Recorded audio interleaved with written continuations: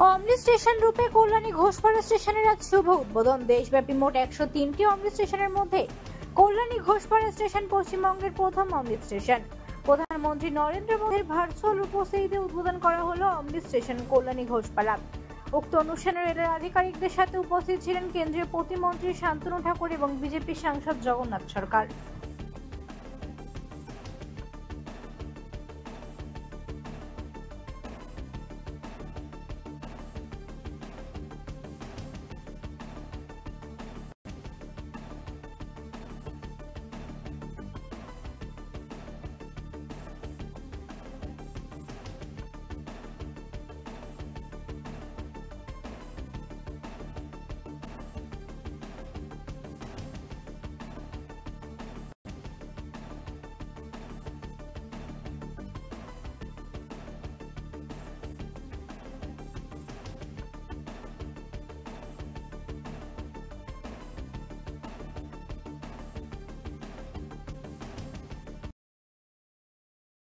ये 4 करोड़ की लागत से पूरा ये स्टेशन अमृत स्टेशन में डेवलप हुआ है।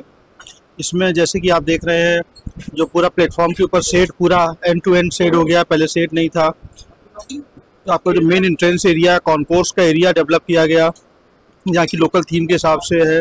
बुकिंग ऑफिस में इम्प्रूवमेंट हुआ है और प्लेटफॉर्म्स में भी जो इम्प्रूवमेंट आप देख रहे हैं, जो सरफेस है प्लेटफॉर्म की और जो वो सब इम्प्रूवमेंट किया गया है। और बाहर का सर्कुलेटिंग एरिया भी हम लोगों ने इम्प्रूव किया है इसके साथ। सर, यहाँ का प्रॉब्लम था जो यहाँ टैक्स था जो बैठे थे उन लोगों का हटाएगा, उनके लिए देखिए, वो लोग तो पैसे भी इलीगली उन्होंने इंक्रोच कर रखा था, तो लीगली उनके लिए हम लोग कुछ नहीं कर सकते हैं कि ये वैसे ही रेल की भूमि है और केंद्र सरकार के अंदर में आती है, उनको बसाना वैसे भी राज्य सरकार का काम है। हमने बस इतना किया है कि किसी तरीके समझा बुझा के कार्य किया है, कोई बल का इस्तेमाल नहीं किया हमने। बाकी इसके आगे हम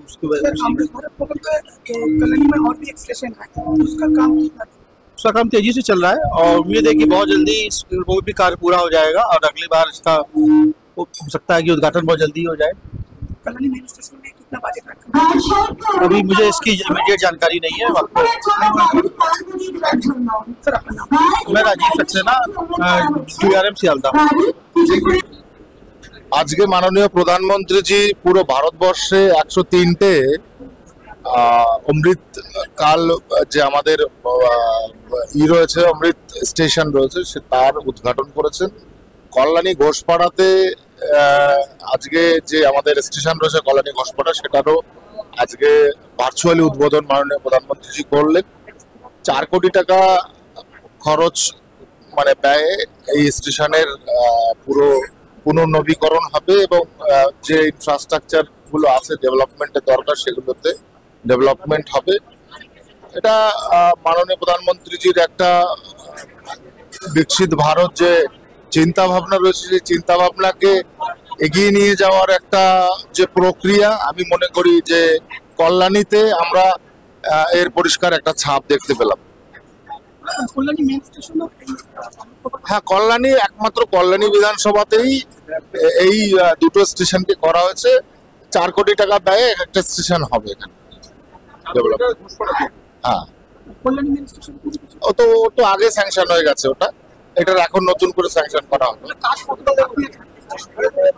কাজ চলছে, কাজ এখন সারা ভারতবর্ষে কাজ চলছে, সেহেতু খুব ফাস্ট গতিতে কাজ করা যাচ্ছে না, কেননা এত কাজ একসঙ্গে এত ফাস্ট করা যায় না।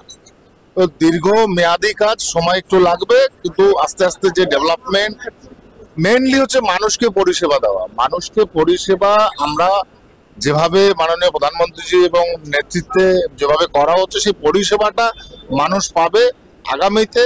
কারণ যে কোনো একটা স্থানে যেখানে ছিল সেখানে বেসমেন্টই ছিল না, পরিস্থিতি এরকম দেশের অবস্থা ছিল, বেসমেন্ট তৈরি করে মাননীয় প্রধানমন্ত্রীজিকে উঠতে হচ্ছে, তো সেখানে তো সময় লাগবেই।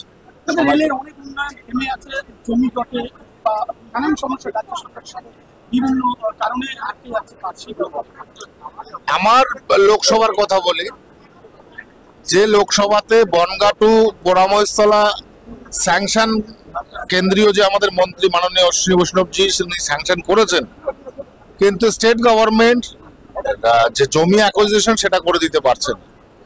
বনগাঁ টু পেট্রাপোল টু বাগদা যে রেল, তার যে জমি, সেই জমি অতিক্রমণ করে দিতে পারছে না। মসলান্দপুর টু স্বরূপনগর যে জমি, সেই জমি অতিক্রম করে দিতে পারছে না। এগুলো স্টেট গভর্নমেন্টের ব্যর্থতা, আমি মনে করি ওয়েস্ট বেঙ্গল গভর্নমেন্টের ব্যর্থতা। ভারত সরকার এতভাবে চাইছে যে পশ্চিমবঙ্গের মানুষকে সুবিধা দেওয়ার জন্য, কিন্তু তারা কোনোভাবেই পলিটিক্সের জন্য আমাদের সঙ্গে আমাদের এই সহযোগিতার হাত বাড়াচ্ছে না। এটা অত্যন্ত দুঃখজনক একটা ঘটনা। স্টেট গভর্নমেন্টের উচিত মানুষের জনকল্যাণে আমাদের সহযোগিতা করা, এই ল্যান্ড অ্যাক্রোচমেন্টে আমাদের সহযোগিতা। প্রকল্পের কাজ প্রস্তাব পাঠানো হয়েছে, ওটাও চলবে, একসঙ্গে সমস্ত কাজ হয় না। ওই গেট নাম্বার 42 আমি প্রথমে ডিআরএম জিএম কে দিয়ে এনকোয়ারি করেছি, প্রস্তাব গেছে, অতি সত্বরই কাজ শুরু হবে। এই ব্যাপার নিয়ে আমি নিজেও তদারকি করছি।